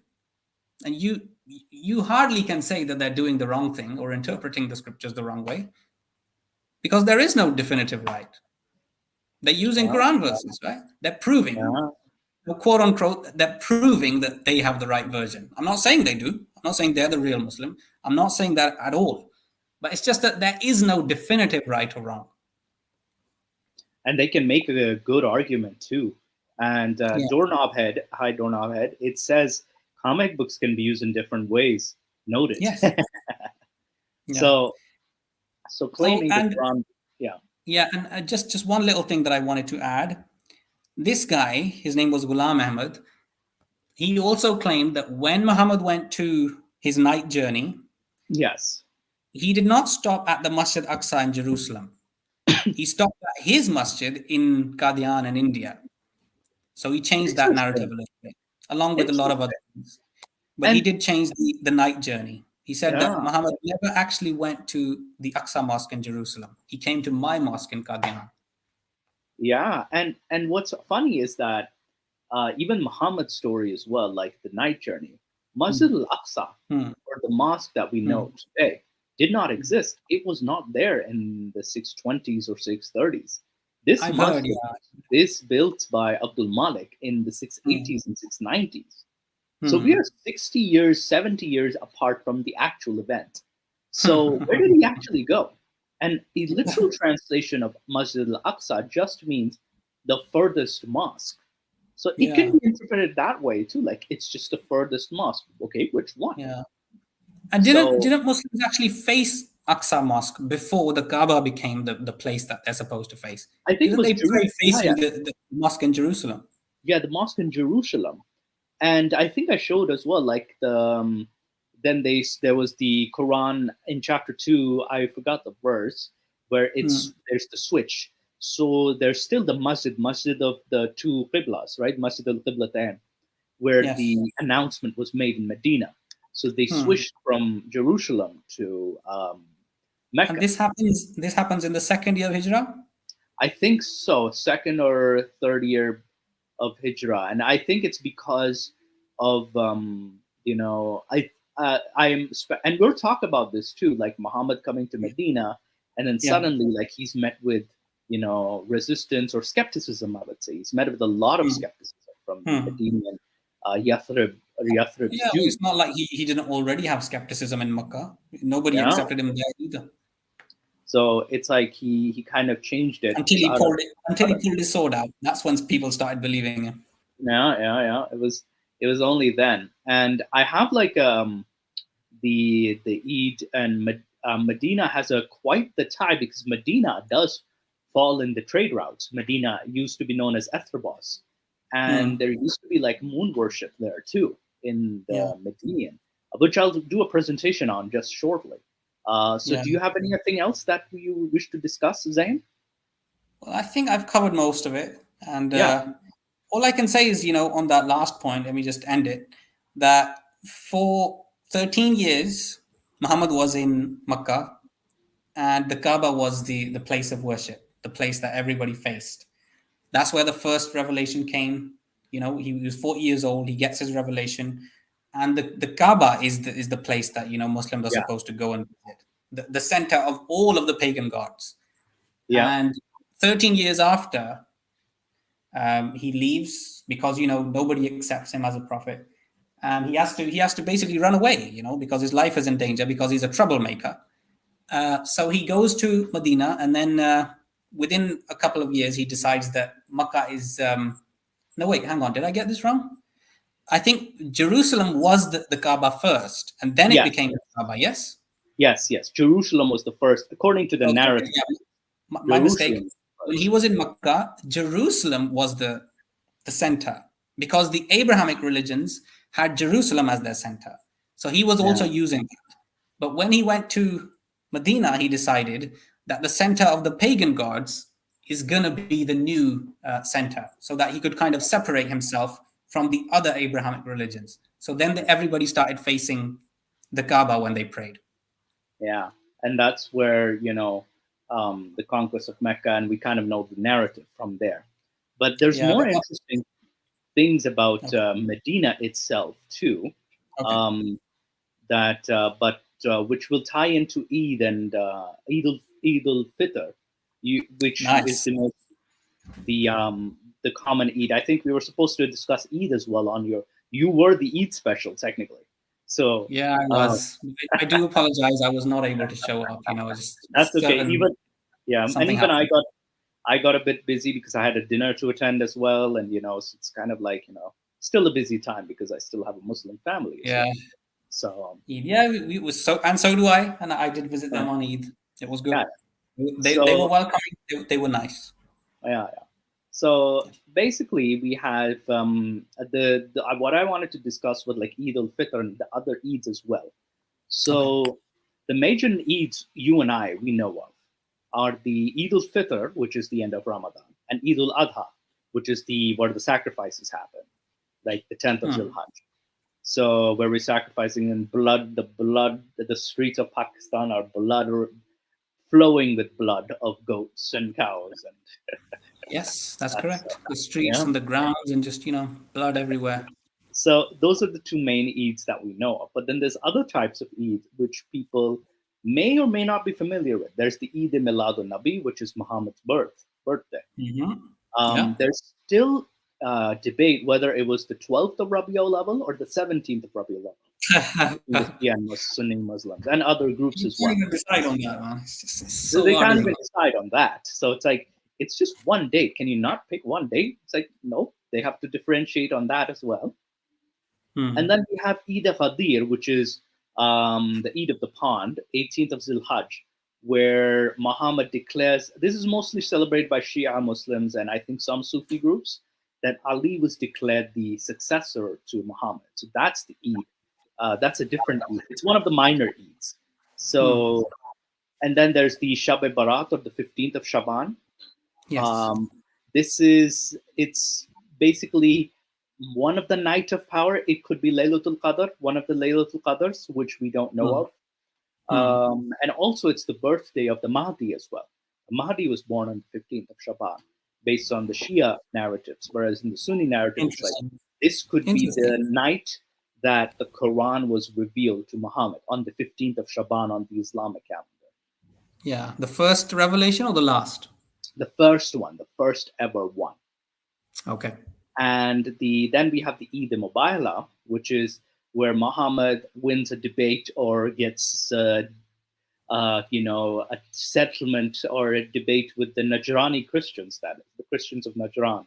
Oh, I haven't heard of this one. Yeah, this one's celebrated by Shia Muslims, and because it's it talks about the Ahlul Bayt, like the people of the house or the people of the cloak. Oh yeah, I think I actually have. Yeah, in a Shia sermon, I think one time I heard the story where he took his family with him, and somehow he ended up winning without saying a single word. Exactly, that's the story behind it. Yeah, I heard that one. Yeah, and it's also in the same month of the sacrifice, Eid Zulhijjah. So Zulhijjah has 3 different Eids. And then we also have the Isra Miraj, which is the 27th of Rajab. We were talking about the night journey where he goes on the pretty horse, the pretty donkey. So the pretty face donkey. So he goes up to the heavens and then comes back in less than a millisecond. That was what we were. So, but our focus is mainly Laylatul Qadr and Eid itself, Eid al-Fitr. That is like the Ramadan Eid. There will be some repetition because I've covered this, but I've seen like Dawa videos also repeat some of their content. I'm like, no, I'm going to also hammer in some of my content as well. Like we have to hammer our content home. And Laylatul Qadr, it's practically chapter 97 of the Quran. You remember, Inna anzalnahu fi Laylatul Qadr, wa ma adraka ma Laylatul Qadr, Laylatul Qadr khayrun min alf shahr. تنزل الملائكة والروح فيها بإذن ربهم من كل أمر سلام هي حتى مطلع الفجر. So you heard that? Very well. Yeah, very well. Yeah, this was taught to us as kids, and this was my personal favorite surah as a child because it had Ikatu, which sounded like Pikachu. So I kind of was able to remember it that way because of Pikachu. So the translation is, verily we have sent it down. It is the Quran on the night of power. And we shall make thee know and shall we make thee know which night the night of power is? Better is the night of power than 1,000 months. The angels and the spirits descend therein by permission of their Lord for every matter. It is peace until the rising dawn. So Matla al-Fajr. So this is the Quran chapter 97. Very short, very vague. Extremely vague. We get nothing out of this. It doesn't even tell us when the night of power is. Yeah, it doesn't even actually mention Ramadan at all. Yeah, it doesn't mention that it's Ramadan. There's no mention of when it is, where it is, why it's so. Like it just mentions angels are sent down. Okay, that just leaves us to speculate. Yeah, and we have to figure out that we're supposed to pray because it doesn't actually say, guys, go and pray on this night. Yeah, and it says short answer. When is the night of power? I wrote in big letters. No one Hmm. knows. No one knows. Nobody Yes. knows. Just to make it more dramatic. And Yeah. it's said to be the night, like I said that the Quran was revealed to Muhammad through Gabriel, like where Muhammad had his first hallucination or first spiritual experience, so to Yeah, speak. yeah. So wait, hang on. This is where he gets the first revelation. A Yes. while ago, you also said that Shab-e Barat was the night that he got his first Yeah, revelation. it's So called. this It's is also another called Shab Barat contradiction. as well. So this is another contradiction, yeah? I don't know. What does basically what does Shab Barat translate to again? I'm not sure what it translates to, but my understanding is that this is the night when the old, like the year is completed. Like Yeah, in wrestling, when does the year start? You in know, Islam. no, in wrestling, when does the new year start? Well, technically, the New Year starts after WrestleMania, right? Exactly. That's the one. The new calendar year starts, Yeah, and you've got an Islamic year, you've got a Hindu year, you've got a Christian year. yeah. The Allah's year starts on the 15th of Shaban. That's my understanding. That he kind of Interesting. shuts off the books of the previous year on the 15th of Shaban, and he opens the books of the new year on that Ah, particular night. because That is my understanding. that's so weird. Because isn't Muharram the first year of the Hijrah? Like the Yes, that first is one? the first month of the Hijrah calendar. But Yeah. apparently, on the 15th of Shaban is when Allah closes the books of the previous year, and He predetermines. Like he's Yes. so knowledgeable that he can Yeah. predetermine stuff. So He predetermines what's going to happen in the next year on the 15th of Yeah. Shaban every year. uh And it's Yeah, and also He said to determines who's going to live and who's going to die and who's going to be yeah. born, who's going to go through what tragedy and who's going to have what success and what's going to happen throughout the next year. So He Yeah. predetermines it on the 15th of Shaban. Yeah. And on top of that, people say even Laylatul Qadr is on that night too. And it's like, what? It's on that night too? Again, So another contradiction. another contradiction. Because most commonly, Laylatul Qadr, in the most common, Shia Muslims do it on the Mm, 23rd. Sunni mm. Muslims do it on the 27th of Ramadan. 27th, yeah. Yeah. Mostly, not all. Not all, but mostly. And angels are said to descend. But usually it's like the 5 odd nights that they say 21st, Yes, 23rd, yes, 25th, 27th, and 29th. And yeah. Shia Muslims, they kind of ignored the 21st because Ali had died that night after his assassination. Mm, mm. And they're busy mourning that night. So that's why they prefer the Got it, 23rd over the 21st. got Um, it, got it.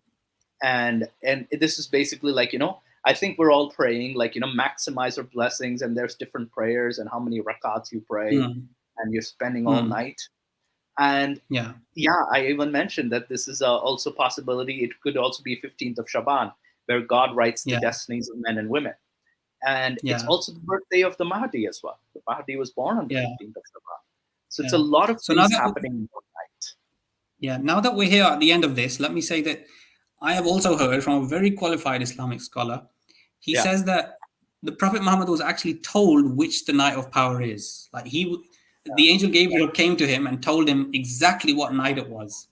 But when he came to the companions to tell them, they were fighting over something. They were having some kind of petty quarrel. And the voices got really loud, and eventually Muhammad lost his temper. He got angry. And in that commotion, he forgot what the night of power was. And then when everything settled down, and then they asked him, like, what is the night of power? Because he announced that I'm going to tell you, and he said, I've forgotten now, because you guys were quarreling and you were fighting amongst each other. In that Wow. commotion, I just forgot what the night of power is, and therefore nobody knows which the real night of power is. Yeah. And it's so funny too. I actually have the hadith right in front of me. And Right. it's a slightly different story because it's from it's a Sahih hadith from chain, Al Adab al Mufrad, but it's not one of the mainstream ones, but it's still Sahih. So it counts and it can be used. And Ibn Abbas is one of the narrators, like one of the uncles. So he's quite a popular narrator, and he's seen as authentic. So the Prophet of Allah, may Allah bless him and grant him peace, came forward swiftly while we were sitting. He approached in such a manner that we were alarmed by the speed with which he came towards us. When he reached us, he greeted us and said, I came swiftly to tell you about the night of power. I forgot it in the time it took me to get to you. So look for it in the last 10 nights of Ramadan. So apparently, Yeah. somehow Allah managed to communicate to the Prophet Muhammad when the exact night of power was. And Yeah. obviously, this is one of the odd nights of the third 10 days of Ramadan. Yeah. Yeah, the last So 10. Allah told him exactly which one it is, but and he started running because he was so excited to tell everyone. So he runs to his uncle, and he says, "Oh, I know which the night of power is." And then they ask him, "Okay, what is it?" Oh no, I forgot. I'm really sorry. The time that I got here, I forgot which it is. So okay, you'll just have to work it out. It is such a funny story, and it's just like how like this is kind of like a comedy level, like this is So almost a what do comedy you make? story. What do you make of this? You tell us first, and I'll tell you what I make of it. Okay, what I make of it is that he probably came up with something like from someone else. He's probably Yeah. borrowing some tradition, and then he Yeah. forgot what it exactly was. So he's like, Yeah. okay, yeah, let's do it, because he didn't think it was as important. So that's why he said, "I just look it for it in the last 10 nights." Yeah. What do you say? It may have been that he kind of was able to come up with something, and then by the time he reached his companions, he had forgotten what he had come up with. Yeah. That could be it. But Yeah. honestly, it makes no sense that a prophet of God is told by his God that what the night of power is, but by the time he reaches the people to communicate that, and that's his job. That's why he was sent to this earth, to communicate. But by the time he reaches the people, he forgets what it is. So now we have to just figure it out on our own. And it's funny too, and this is where it's like, how can you forget? You have the God of the universe on your side. Like, you're supposed to be like the perfect man, and you forgot. So, I mean, this is a really, really weird thought, but couldn't he tell him again? I know, right? Why didn't you bother telling them again? I know that's too much to ask, but I'm just curious. Why didn't he just tell him again? Yeah, and then he comes back and confirms again. It's like, what? Why would you, not tell us ever again? Like, can you not find out from God? Like, telephone him or something? Yeah, I guess, like there was only one chance that time. So he refused to answer at that time. So it definitely goes to show that he was borrowing it for somebody else, or some other local tradition, or some other obscure source, and that's why he forgot, because he did forget a lot of his revelations too. Yeah, even if that's not true, even if none of that is true, you have to understand that if a God really wants to communicate that, he could just do it again. Simple. Exactly. If a man is able to forget, okay, I understand. He's a man, he forgot. Why can't you just tell him again? Exactly. And it's funny too, like we mentioned, like, he's given the Ramadan in my last video of Ramadan. He's given the revelation that, Ramadan, first it's only 3 days of fasting in the month, and then it's suddenly the entire month. But what's interesting is that the pagan Arabs are already familiar with this practice. Yeah, definitely. And the fasting is Sabians, definitely a practice that was going on for many centuries before he arrived. Centuries before this. And the Sabians are mentioned in the Quran in chapter 22. And in page 25, I'm going to make this reference again. Knowledge of Life by, Origins of Early Mandeans and their relation to the Sabians of the Quran and the Haranians. So this is the book that talks about the origins of Ramadan. And the Sabians are basically divided in two groups, Mandeans and Haranians, according to Dr. Bayard Donge. And the Mandeans are the polytheists who have lived in Iraq since the 2nd century CE or AD, which is 200 AD. Yeah. And then the other group is Haranians, who are moon worshippers. So they worship the moon god Sin or Nana, and this is the Babylonian moon god that they used to worship. Yeah. And what do you call it? In Dr. Bayard's book, Sabians of Haran, he says that when the story is basically the moon's disappearance, like it's a story of the moon disappearing when it joined the star cluster Pleiades, like in the zodiac. So the moon disappeared. And then this happened in the third week of March. So the people prayed to the moon and pleaded it to return to the city. But then the moon refused to return. So, and then the moon returned only at a specific temple, Deir Qadif, near that city, on a specific night. And that was the feast. That they were fasting during this time while they were, waiting for the moon to return. So, in the city of Haran, this is located in the border between Syria and Iraq. So it's further up north. So this is why they fasted. So they eventually, the moon returned, promised to return. It was Deir Qadi, was a temple near the gates. And when the worshippers of Sinna and Nana went to the temple to welcome the return and celebrated it with a feast. So this is from a Western scholar, of course. Now I'll use an Arabian historian who says the exact same thing. So Ibn al-Nadim was a 10th century historian. He has a book called Al-Fahrisid, where he says that the Haranians fasted for 30 days in honor of the moon god Sin, and its end was celebrated as a feast. On page 319, he wrote that the feast was called Al-Fitr, Al-Fitr, which is just the same as Eid al-Fitr. So the word Fitr is basically the feast. The feast comes from this. It's the origin of Eid al-Fitr. Another historian, Ibn Abizad, also says that they fasted for 30 days and they looked toward Yemen to fast. And he says, Ibn Abizad says they've prayed 5 times a day. Yeah. This group prayed 5 times a day. And then so clearly, we see a pattern here, it looks that Muhammad is definitely, basically copying their tradition. And sure, he's edited it and changed it here and there, but for the most part, he's just taken it, copying their tradition. And what's funny is that another historian, Ibn al-Juzi, and these are Arab historians that are admitting this, he said that they had a fasting month where they would, there's a difference that they would sacrifice animals in this. However, giving alms to the poor was seen as like, it's similar to Islamic Ramadan, you give alms to the poor as well. So this was probably, something that they adopted. And I'll even quote Maududi. So from the Islamic perspective, he said that there are 2 sects of the title Sabians, followers of Prophet John in Upper Iraq, and then the second was worshippers of stars. And they believed the elements governed by the planets, prophets Shit and Idris, which in turn governed by angels. So their center was in Haran, and it had branches all over Iraq.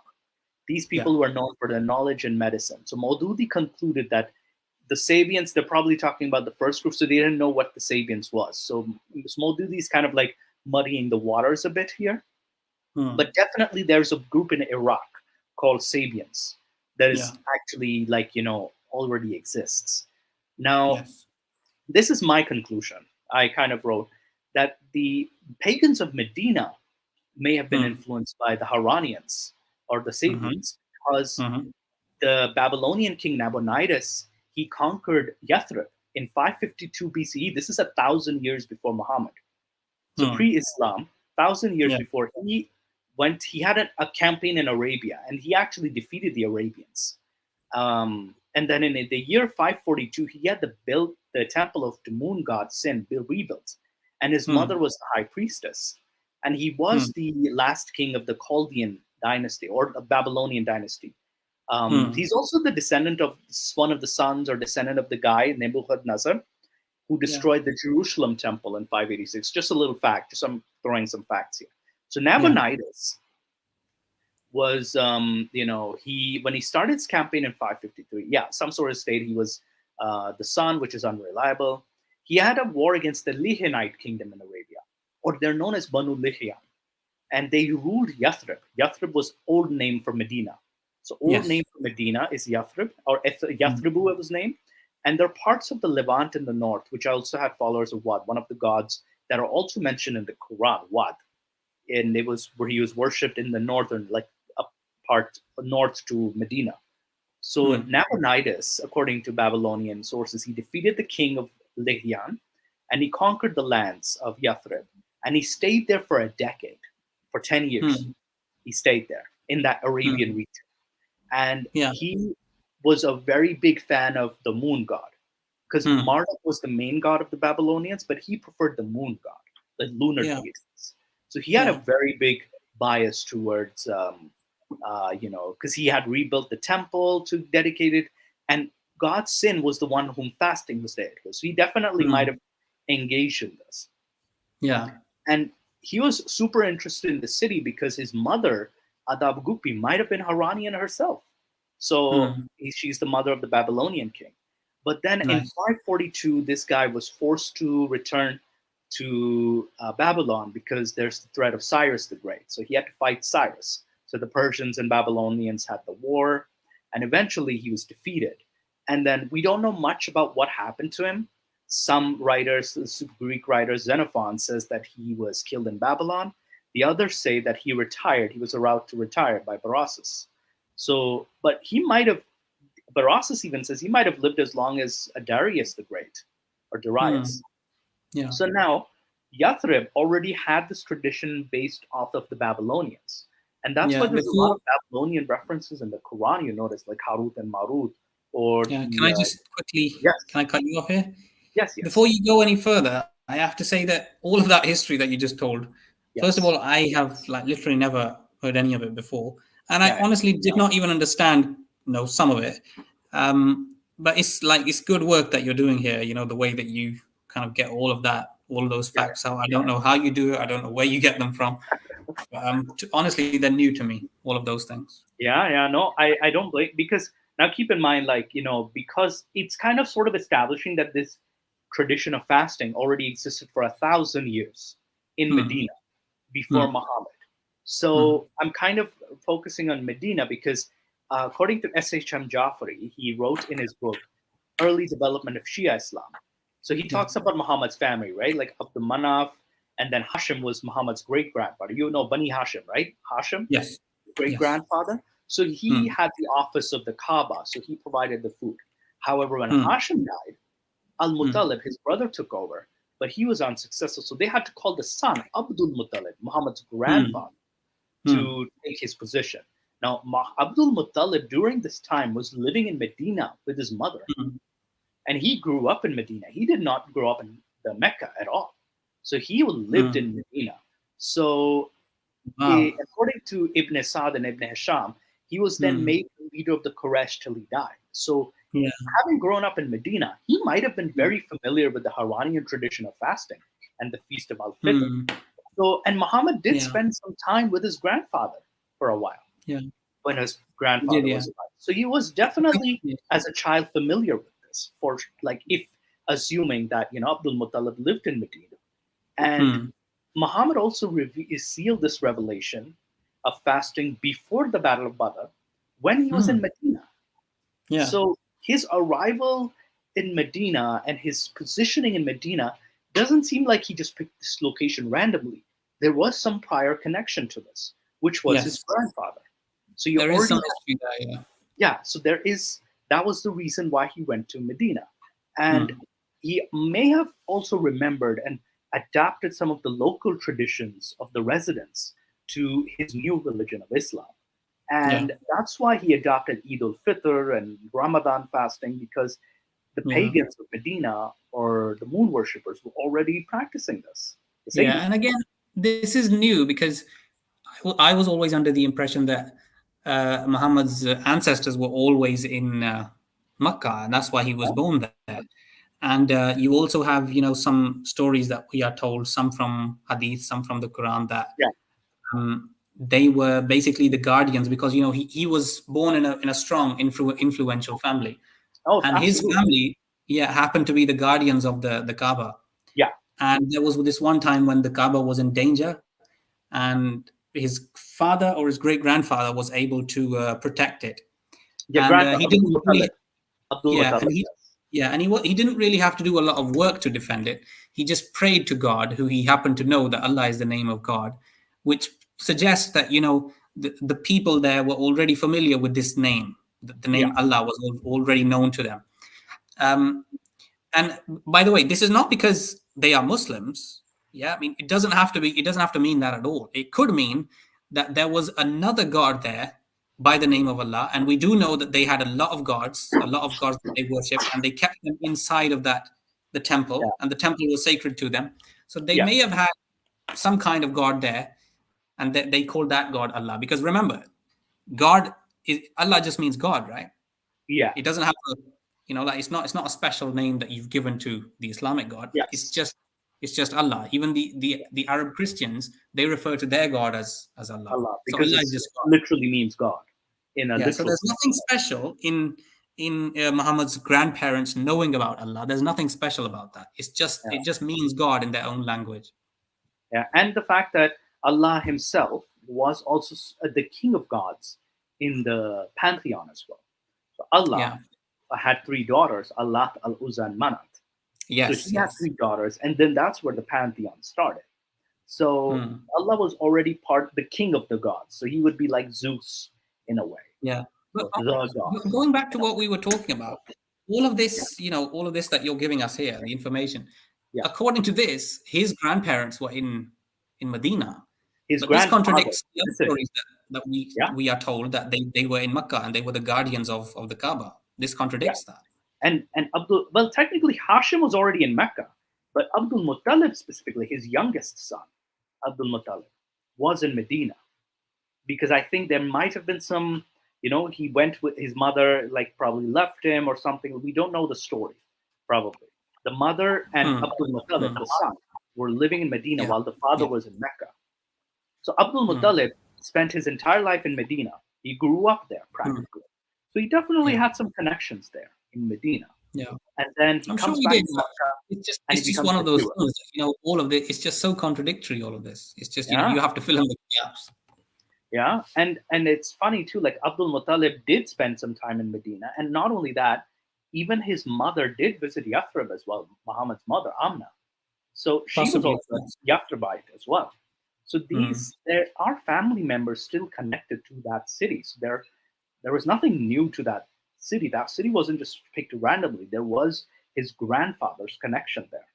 So and what about Muhammad's birth? Where does Muhammad's birth take place? Mecca. This is definitely the narrative says Mecca, that his birthplace takes the place in Mecca. However, his father already died.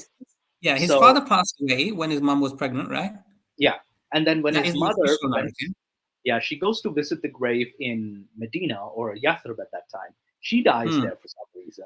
And then, so he then goes to the grandfather, who's probably Abdul Muttalib is the one who raises him before Abu Talib, his son, Abu Talib, which is Ali's father. Yes. So Abu Talib is the one who's the successor to Abdul Muttalib. Yeah, you know what? It's a bit irrelevant, but I've actually heard a story that it's possible, not it's not for certain, it's not canon, but it's possible that Abdul Muttalib was the father of Muhammad, right? Yes. That's the possibility. It could be, but we know Abdullah, and then there's Abdul Muttalib wanted to sacrifice Abdullah as well in one of the stories in Ibn Ishaq.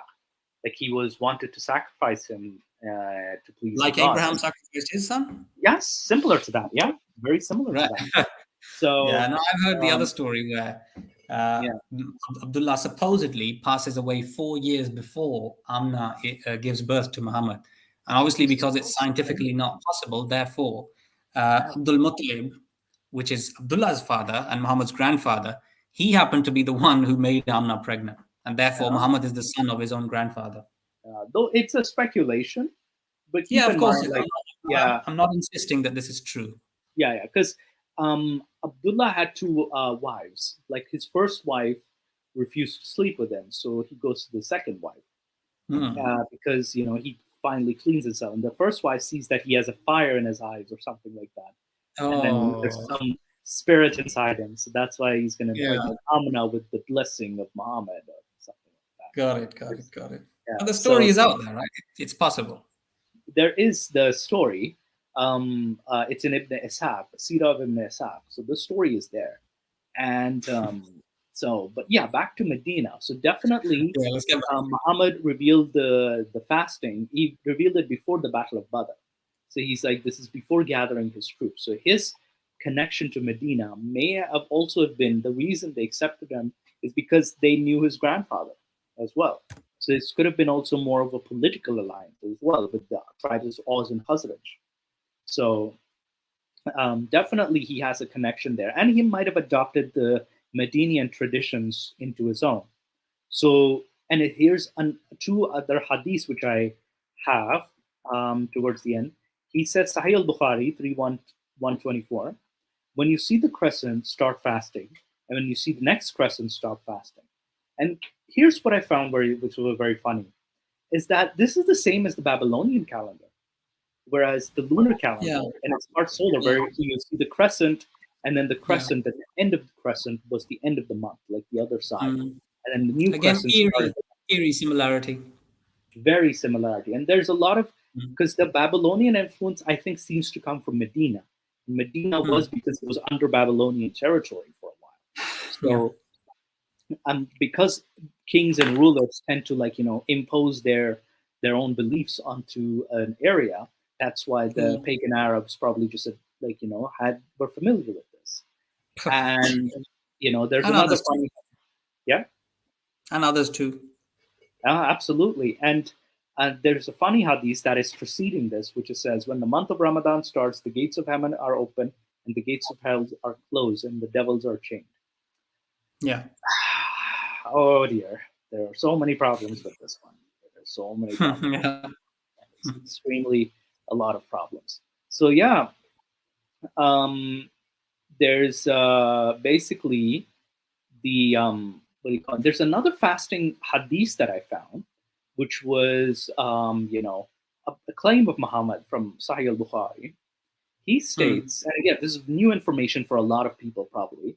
He said, you fast daily, or to a person, Muhammad said to me, you fast daily all year and pray all night, every night.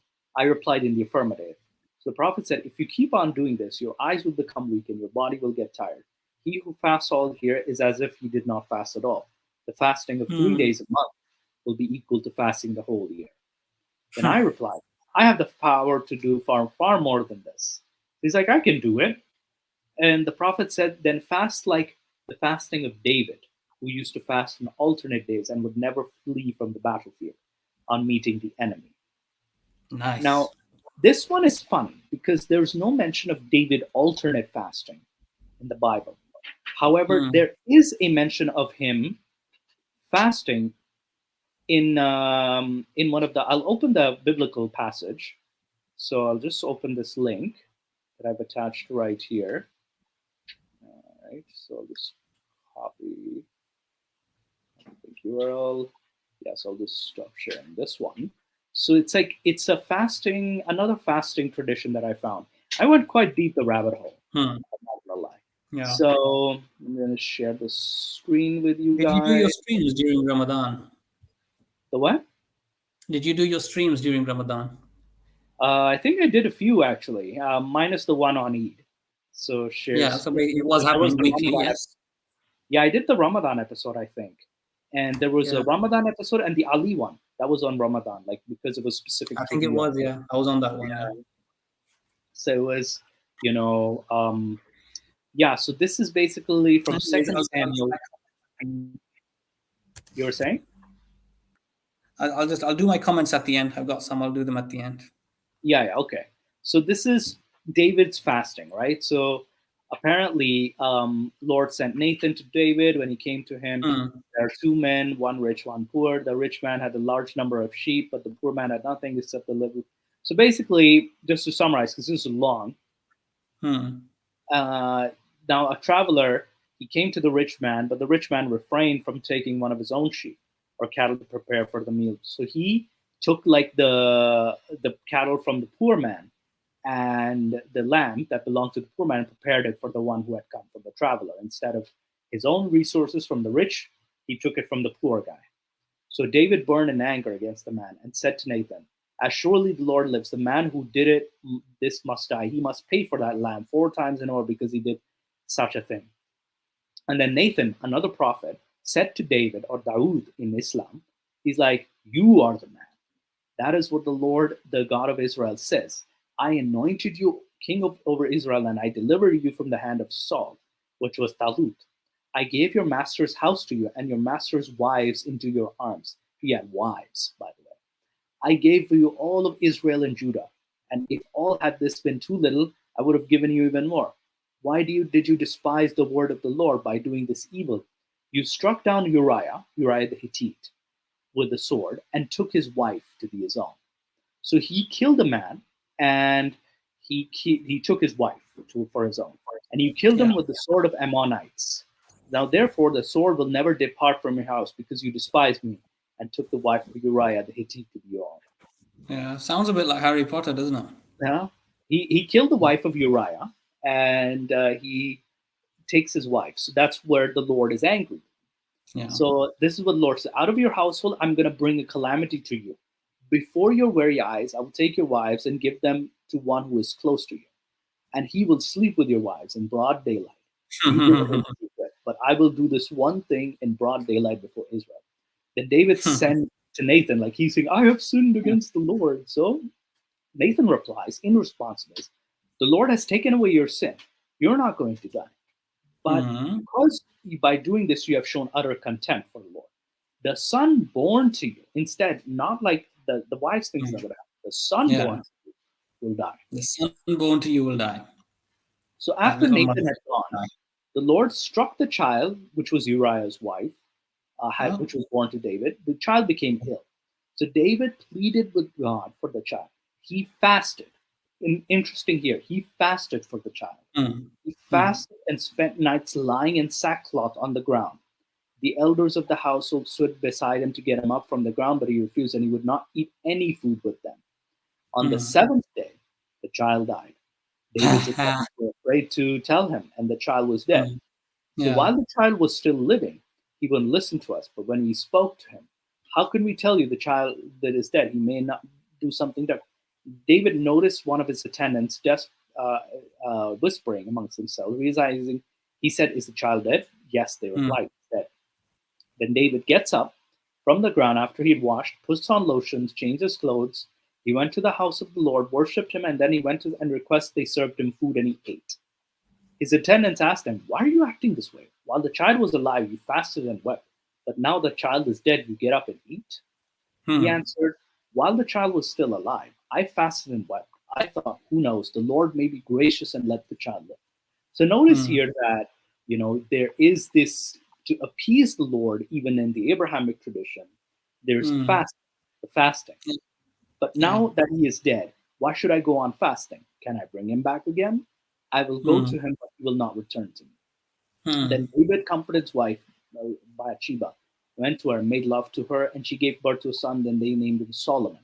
And the Lord loved him. Because the Lord loved him, he went to Nathan and prophet. What is it? What's the name? Suleiman. Suleiman. So Suleiman gets born out of this lovemaking. He sent the word to Nathan. Nathan's another prophet, and the Jedediah. And meanwhile, while this is happening, Joab is actually fighting the Ammonites and capturing another city. So now David also, this is scene switching basically.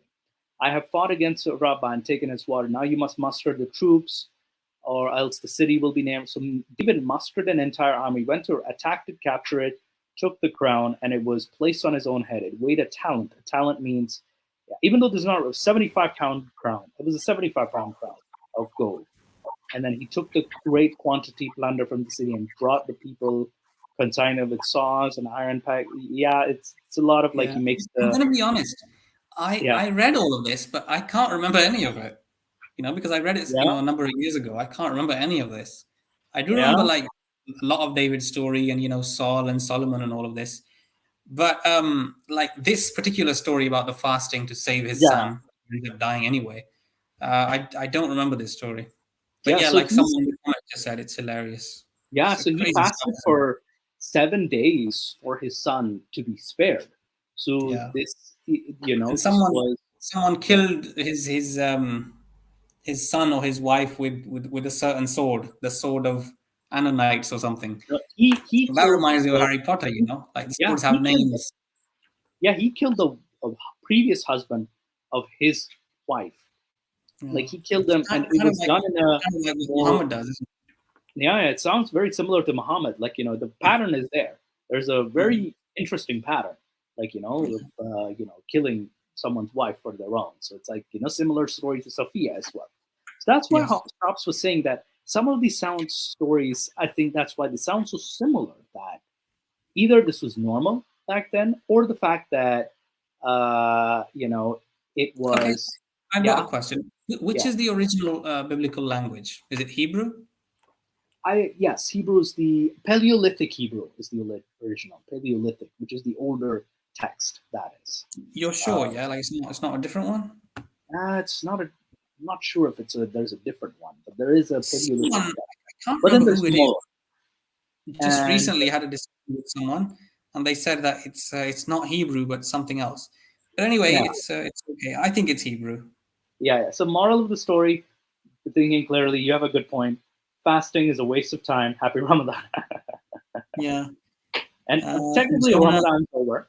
We're in the month of Shawwal, the following month. So this was the just past Eid. yes. Yeah. So there is the Old Testament. Yeah, he's Hebrew is the Old Testament. Nathan, he's correct here. And then there's Greek for the New Testament. So New Testament was written in Greek, and then there's some Yeah. parts written So in Aramaic as well. Aramaic is you the are ancestor to Arabic. you are quite good at scriptures. Especially I've seen with this stream and others before that you're quite good with them. I Yeah. actually have some questions written down which I've never actually been able to. I've not found Yes, you time may to get ask those. these questions. Maybe we can do a stream. There's quite a few. I think we probably shouldn't do it today, but on a new stream, I think we can. I think I'd like to get those covered. So maybe I can come on someday and pose those questions to you, and let's see if you can answer them. Absolutely. Do you have any question that you can ask now that I can answer? For today, I think not really, because we've gone on, I guess, long enough. But I do have other questions. They relate to Red Letter Bible. They relate to Jonah and the whale. They relate to Yes. Mary Magdalene and things Yes. like that. The Book of Yes. Revelation. So maybe those questions we can discuss those on another day. On another podcast, yeah, we can actually look into that, and that would give me your time to research this too, because Revelation is one of my favorite books in the New Testament for some reason. And apparently it's like a vision. Yeah, it's not an actual. It's like someone's having. Yeah, and then there's more action in it, but it's more of I think a vision of end times, I would say. Revelation. Yeah, exactly. A lot goes on in it, but because it's a vision, Christians are able to kind of excuse those things away. They're able to say that, well, that was just a vision. So they can cherry pick the parts they like, and the parts they don't like, they can say, no, it's just a vision. We don't care. And I've been approached by Christian apologists too, and then they start insulting me like, "Oh, you're still a Muslim," and like, or they use in Muslim and stuff. I'm like, I don't believe in this stuff either. So what are you talking? They get angry sometimes, man. They really get angry. So I have my not only do my in conflict with random Muslim apologists, but also Christian apologists as well for whatever reason. That's what you do, isn't it? That's what happens when you a lot of these. Yeah, there's a lot of groups that are dedicated just to. They kind of hide behind criticism of Islam, and they kind of like are more, promoting Christianity, but also like using it as an excuse to be bigoted towards Muslims. Another thing about Christians, and you don't have to answer this, but I have noticed that they have a problem with cousin marriages that goes on in the Muslim community, and I actually agree with them in a certain way because research has proven that if you go on generation after generation, it does have harmful effects. Yeah. But interestingly, the Old Testament is full of that. It's full of cousin marriages. It's full of even sibling marriages. And there is even a story where two daughters actually intoxicate their father and forcibly, make a sexual relation with him. Yeah, the daughters of Lot. Yeah. And, so how then do they turn around and mock the Muslims for doing cousin marriages? I don't understand that. Yeah, it's a weird... I never got that because some of them can excuse, it was just the Old Testament, it was this Islam is different, and someone I did notice that I've noticed with the Old Testament it's not considered. It doesn't have one story in it. It's a very long book, right? And it's got loads of stories, and it comprises of like thousands of years worth of stories. So that means that it was being done for thousands of years. Yeah. So And how this, can you turn around and mock the Muslims for doing it today? yeah, and How does that this, work? and a lot of the Old Testament did indeed influence Islam as well. So Oh, Islam definitely. has, especially from I think Genesis as well. Genesis has a lot of influence on the Quran. So especially The prophet stories, yeah, mainly in Genesis. especially They're the almost prophet copied. stories, and even the story of I think there was the Lot story. That it's in chapter 11 and 15 of the Quran, where Lot is offering his daughters to be to the gay mob, the angry gay mob. So Yeah. that story is there in the Quran. So it's not like it's deviating. It's actually the same story. Wow. So Actually, it's one yeah, story that I find funny from Genesis is that, when God floods the earth, and then when there's yes, only like yes, 2 or 3 people left, and then yes, God yes, looks at them and he feels sorry for them, and then he promises to never do it again. I find yes, that so, ironic and so funny that, like an all-knowing God, he actually floods the entire world because he's mad at them. yeah, But by the way, he made them the way they were, right? He created them. yeah, And so when they do things that they are very prone to doing because they have those tendencies, so when they act on those tendencies, he gets really angry. He floods the world. He kills all of them. And then there's 2 or 3 people left. And then he feels really sorry for them. He thinks, oh man, I really made them suffer. I punished them a bit too much. So from now on, I promise to never do it again. So from yeah. that moment on, he walked out of the building. He said, from now on, I will never punish my creatures ever again. Yeah, and what's funny is that there's a similar story, not only the Epic of Gilgamesh, but there's a previous Zayosudra as well, in Hmm. which Enlil, the same god that the god of the Sumerians, he Hmm. gets mad at humans making too much noise, so he floods them. That's why he's just so mad at them. So if what turns out is that one of the humans, Zayosudra, or he becomes Noah, people will say, "Oh, it's the same guy." No, it's not. He survives the flood. So Zayasu, like the gods are still pretty pissed, but they're impressed by the fact that this guy survived. So they Yeah. have a reward. They reward him. Historically, there's no evidence that anything like this ever happened. Historically, like people will claim, "Oh, the flood worth was flooded," but that's like it doesn't fall in the same timeline, and there's no evidence of a guy surviving on a ship with No, their there's no family. evidence of any flood like that happening, which wiped off all of the creatures on planet Earth. There's no Yeah, evidence of that. because There is evidence of mass extinctions, but there's no evidence of a flood wiping off everything. Because like keep in mind the local flood. It could have been a local flood, and there were lots of floods because people used to live near rivers, and rivers tended to flood a lot. That's why every culture today has a flood myth attached to it. Like even in Flood like Hinduism, there's a flood myth. Even Islam has Surah Nuh in chapter I think 72. We covered yeah. chapter 72, and we were comparing the different flood myths to each other, and we found a pattern. It's where it's someone, God is pissed, he destroys everybody, and then you have what do you call it? You have Noah just rescuing, or this guy rescuing animals, and the humans aren't believing him, and then just get saved for some reason. So Yeah. um, there's also the Genesis version we looked into. We looked into the Gilgamesh version. We also looked into Zayasudra, and Altrahasis had a different version, and there were even some Hindu versions as well too. So it's very And they're all similar. similar, right? Yeah, they're local floods, and they're mostly local floods, if anything. So Yeah. if So it's history, just one of those things, yeah, All of these stories are exactly. so connected. And like I said, earlier in the first hour, that, all of these stories reached us through the exact same medium. And they all have similarities as well, startling And we have a similarities. we have a Christian apologist here, Nathan. Nathan, quiet Mhm. you. It's like he's constantly saying that New Testament's correcting the Old Testament. It's like, no, don't be this irritating. It doesn't. It doesn't. Yeah. It's just No worries. I mean, we can discuss it with Nathan on another podcast. That's no another problem. podcast. Yeah, we'll discuss it with you on another podcast. But yeah, we're kind of hitting the 2 hour mark now, so we have the last minute. But thank you guys so much for joining us today. Zayn, do you have any words to like summarize what we discussed? Well, in the everything first hour, basically, I was the star of the show, and I did my second episode of the, my story, and I did like 2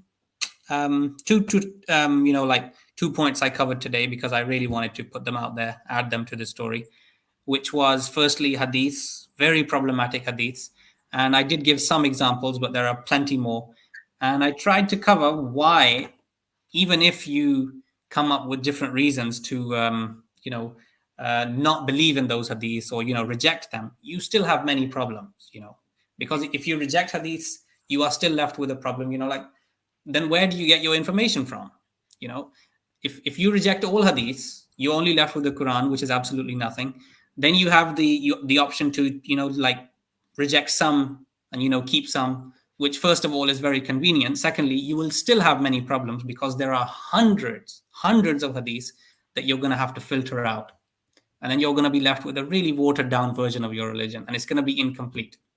And also, yeah, I covered that some of those hadiths do get practiced even today. The teachings in them, they get practiced by different people. Therefore, they are very toxic.